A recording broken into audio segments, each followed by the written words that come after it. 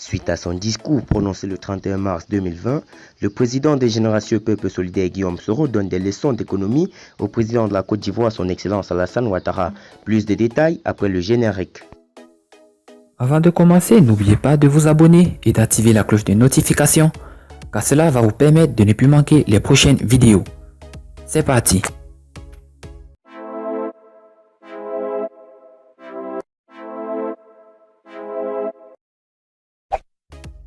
L'ancien président de l'Assemblée nationale Guillaume Soro, en exil depuis le lundi 23 décembre 2019, apporte sa contribution à la gestion de la crise sanitaire en Côte d'Ivoire.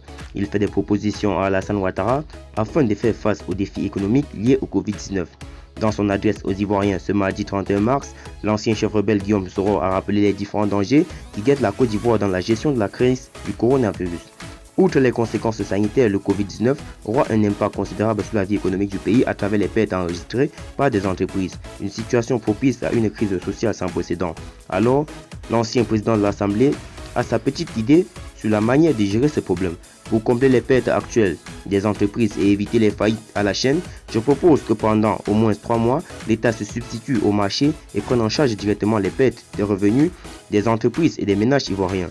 Les ressources pour soutenir cette invention de l'État afin de sauver nos entreprises peuvent être trouvées notamment auprès du Fonds monétaire international qui, la semaine dernière, a annoncé 50 milliards de dollars de disponibilité, dont 10 milliards pouvant être prêtés à taux zéro aux pays pauvres et en développement frappés par le coronavirus.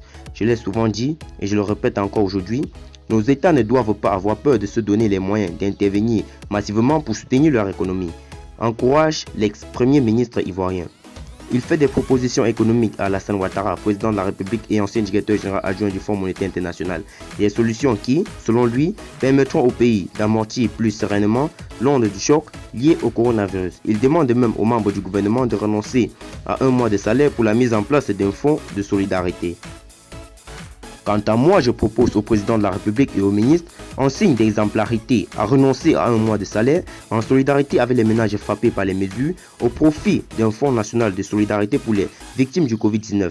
Bien qu'en exil, j'y consens moi-même volontiers. Ce fonds, dont le montant pourrait être déterminé en accord avec le Parlement, doit pouvoir dégager une enveloppe significative pour apporter un secours en vivres et en produits de première nécessité aux ménages les plus démunis, propose-t-il.